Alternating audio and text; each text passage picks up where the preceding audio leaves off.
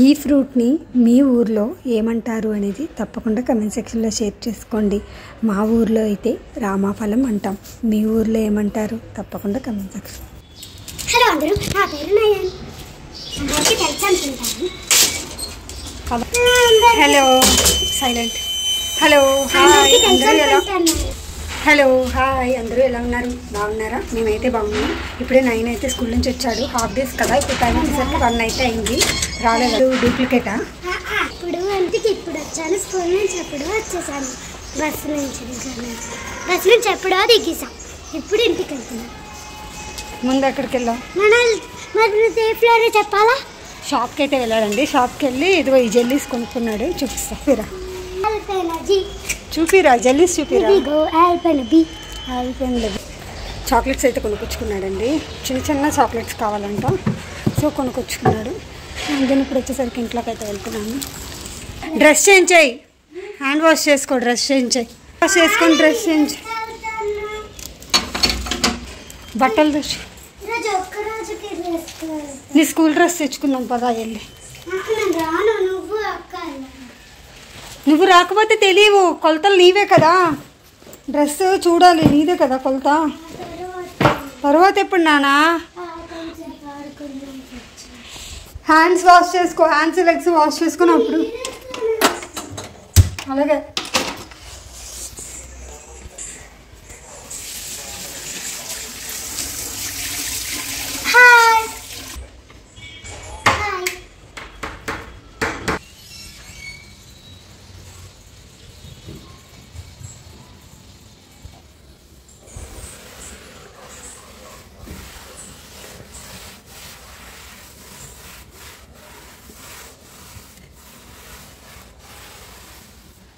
ఇప్పుడు summer season వచ్చేసింది కదండి, అందుకని చెప్పేసి కుండ అయితే కొనుక్కొని తెచ్చుకున్నాను అనమాట. ఈ కుండ రేట్ వచ్చేసరికి 300 అయితే చెప్పింది తను, కానీ 250 రూపీస్కి అయితే ఇచ్చారనమాట. 200 రూపీస్కి చాలాసేపు అడిగానండి, అంటే ఒక 3-4 టైమ్స్ అయితే అడిగాను, కానీ వాళ్ళు ఇవ్వలేదన్నమాట. ఎందుకంటే ఇప్పుడే డిమాండ్ కదా, సో అందుకని చెప్పేసి ఇంకా వాళ్ళైతే తగ్గించలేదు. 250 రూపీస్కి అయితే ఇచ్చారు. 300 రూపీస్ అయితే చెప్పారు. రేట్ రీజనబులా కాదా అనేది తప్పకుండా కమెంట్ సెక్షన్లో షేర్ చేసుకోండి. నాకైతే 200కి ఇస్తే బాగుండేది అనిపించింది, కానీ ఇట్స్ ఓకే. కుండలో నీళ్ళు తాగడం ఈ సమ్మర్లో చాలా మంచిది కదా, అది చల్లగా ఉంటున్నాయండి. మనకి ఫ్రిడ్జ్లో వాటర్ కంటే కూడా చాలా చల్లగా ఉంటున్నాయి. నైటే నేను ఆక్వాగార్డ్లో ఫిల్టర్లో ఉంటాయి కదా వాటర్, మనం ఏదైతే తాగే వాటర్ ఉంటాయో ఆ వాటర్ వచ్చేసరికి నేను కుండ క్లీన్ చేసుకొని అందులో పట్టేసి ఉంచేసుకుంటాను. నెక్స్ట్ డే మార్నింగ్కి మంచిగా చల్లగా ఉంటాయి అన్నమాట. అది నా కుండ నేను తీసుకున్నాను కదా కుండ, ఆ కుండ కెపాసిటీ వచ్చేసరికి 7 లీటర్స్ అండి. 7 లీటర్స్ కెపాసిటీ అనమాట. అంటే 7 లీటర్స్ వాటర్ ఆ కుండలో పడుతుంది. అంటే చాలా పెద్ద సైజ్ కుండ అయితే నేను తీసుకున్నాను. ఇక్కడ వచ్చేసరికి 2 ట్యూబ్ లైట్లు అనేది పెట్టించుకున్నాను అనమాట. వుడ్ వర్క్ అయింది కదా, ఇటు సైడ్ కనిపిస్తుంది కదా రైట్ సైడ్, వుడ్ వర్క్ అయినప్పుడు యాక్చువల్గా ట్యూబ్ లైట్స్ అనేవి తీసేసామన్నమాట. ఇప్పుడు చూపిస్తున్న ఈ ట్యూబ్ లైట్ ప్లేస్లో బల్బ్ ఉండేది, వైట్ కలర్ నార్మల్ బల్బ్ ఉంటుంది కదా, ఆ బల్బ్ అయితే ఉండేది. అది కూడా తీసేసి కిచెన్లో 2 ట్యూబ్ లైట్లు అయితే పెట్టుకున్నాము. ముందు చూపించాను కదా, ఇదిగోండి ఇటు సైడ్ ఒకటి పెట్టుకున్నాము వుడ్ వర్క్ సైడ్, అలాగే ఇప్పుడు చెప్పాను కదా బల్బు తీసేసి ట్యూబ్ లైట్ అటువైపు ఒకటి పెట్టుకున్నాము. ఇక్కడ వచ్చేసరికి ఇదండి వుడ్ వర్క్. అండ్ దెన్ ఇదిగోండి ఈ బల్బే ఉండేది పైన ట్యూబ్ లైట్ దగ్గర. ఈ బల్బ్ వచ్చేసరికి ఇప్పుడు తీసుకెళ్ళి నేనైతే హాల్లో పెడతాను అనమాట. హాల్లో ఫిక్స్ చేసేస్తాను. అక్కడ ఒక హోల్డర్ ఖాళీ ఉందన్నమాట. సో అందుకని చెప్పేసి ఇదిగోండి ఇక్కడ ఈ హోల్డర్ ఖాళీ ఉంది. సో అందుకని చెప్పేసి ఈ బల్బ్ అయితే మనకి కిచెన్లో చాలా లైటింగ్ అయితే కావాలి కదా, సో అందుకని చెప్పేసి 2 ట్యూబ్ లైట్లు అయితే పెట్టించుకున్నాను. 2 కూడా 26 వోల్ట్స్ ట్యూబ్ లైట్స్ అండి. యాక్చువల్గా 36 వోల్ట్స్ వరకు ట్యూబ్ లైట్స్ అయితే ఉంటాయంట. మా హస్బెండ్ వచ్చేసరికి 2 పెట్టుకుంటున్నాం కాబట్టి 26 వోల్ట్వి సరిపోతాయని అయితే అన్నారు. ఇక్కడ వచ్చేసరికి ఇంకా స్టూల్ వేసుకొని బల్బ్ అయితే పెట్టేస్తున్నాను.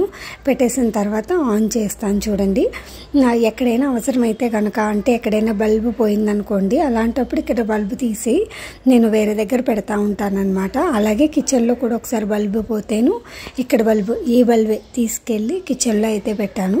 ఇప్పుడు ఎలాగో ట్యూబ్లైట్ పెట్టేసుకున్నాను కాబట్టి మళ్ళీ బల్బ్ సేమ్ ప్లేస్లో పాత ప్లేస్లోనే పెట్టేశాను అనమాట.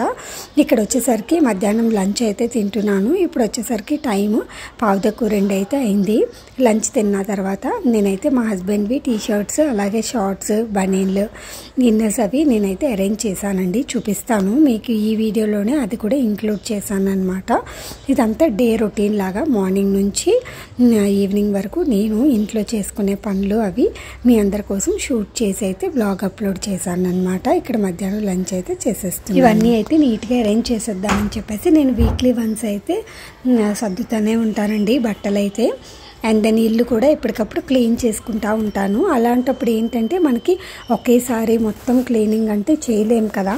సో అందుకని చెప్పేసి ఎప్పటికప్పుడు క్లీనింగ్ అనేది చేసుకుంటూ ఉంటాను. మీకు చాలాసార్లు నా బ్లాగ్స్లో అయితే ఇంక్లూడ్ చేశానండి. నార్మల్గా చిన్న చిన్న బిట్స్ అయితే ఇంక్లూడ్ చేస్తూ ఉంటాను కదా. అండ్ దెన్ ఇక్కడ వచ్చేసరికి ఫస్ట్ టీ-షర్ట్స్ అయితే సర్దేశానండి. టీ-షర్ట్స్ సర్దిన తర్వాత నాకు గుర్తొచ్చిందనమాట వీడియో రికార్డ్ చేద్దాము అని చెప్పేసి.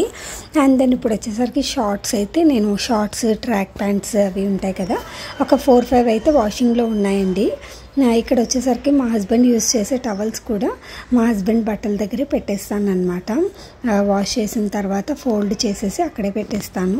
అలాగే ఇప్పుడు సౌమ్య కూడా బట్టలు ఫోల్డ్ చేస్తుందన్నమాట. బట్టలు ఫోల్డ్ చేసి తెచ్చి అక్కడ మంచం మీద అయితే పెట్టింది. సో అవి కూడా సర్దేసుకుంటాను. ఇంకా మా సౌమ్య అంటే ఎవరికైనా కొత్తగా చూస్తున్న వాళ్ళకైతే తెలియదు కదా, మా అక్క వాళ్ళ పాప అండి. మా అక్క వాళ్ళ అమ్మాయి సౌమ్య అనమాట. ఇంకా బట్టలు ఫోల్డ్ చేసి తెచ్చి అక్కడ మంచం మీద అయితే పెట్టింది. ఎలాగో పనిలో పని సర్దుతున్నాను కదా, సో అవి కూడా సర్దేస్తాను. అంటే మనం వాష్ చేసి డ్రై చేసిన బట్టలు ఉంటాయి కదా, అవి వచ్చేసరికి ఫోల్డ్ చేస్తుందన్నమాట. అండ్ దెన్ ఇక్కడ వచ్చేసరికి నేనైతే కొంచెం మడతలు మంచిగా లేనివైతే తీసి మళ్ళీ ఫోల్డ్ చేసి పెట్టేస్తున్నాను.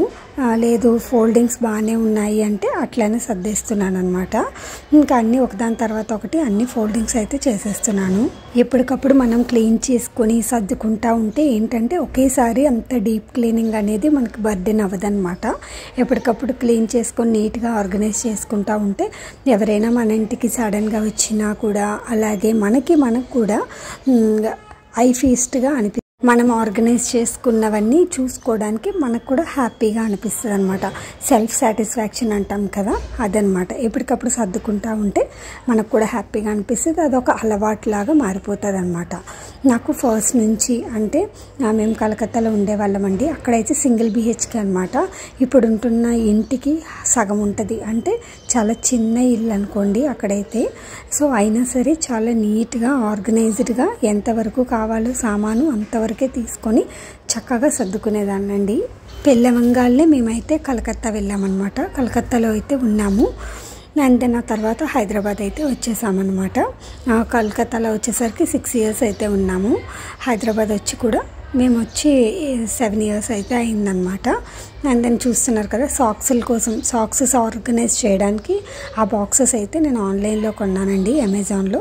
పైన వచ్చేసరికి పై ర్యాక్లో మా హస్బెండ్ బుక్స్ అలాగే ఇయర్ ఫోన్స్ అవన్నీ అయితే పెట్టుకున్నారు.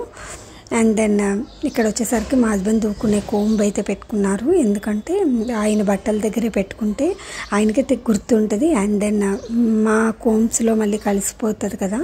మాకు ఎవరికి వాళ్ళకి సెపరేట్గా కోంబ్స్ ఉంటాయండి, అంటే దువ్వెనలు ఉంటాయి. మేము కలపము, ఒకరు దువ్వెనతో ఒకరిని దువ్వుకోమన్నమాట. సో ఇంకా మా హస్బెండ్ కోంబ్ అయితే బట్టల దగ్గర పెట్టుకున్నారు. అలాగే నా బట్టలు కూడా అన్నీ ఆర్గనైజ్ చేయాలండి. అన్నీ తీసి నీట్గా అయితే సర్దాలి. ఈ కింద ర్యాక్ ఉన్నాయి కదా, అవి కొంచెం party wear semi party wear అలా ఉంటాయన్నమాట. ఇవేమో రెగ్యులర్గా వేసుకునేవి, ఇవి వచ్చేసరికి నైట్ వేర్ అనమాట. అండ్ దెన్ ఆ పైన వచ్చేసరికి బెడ్షీట్స్ ఎప్పుడో 4 daysకి ఒకసారి 5 daysకి ఒకసారే కదా తీస్తాను. సో అందుకని చెప్పేసి నేనైతే అవి పైన పెట్టేసుకున్నాను అనమాట. నేను మంచిగా ఆర్గనైజ్ చేసుకున్నానా అండి. ఇవి వచ్చేసరికి మా నయన్వి టాయ్స్ అండి. ఊరికే అప్పుడప్పుడు తీస్తూ ఉంటాడనమాట.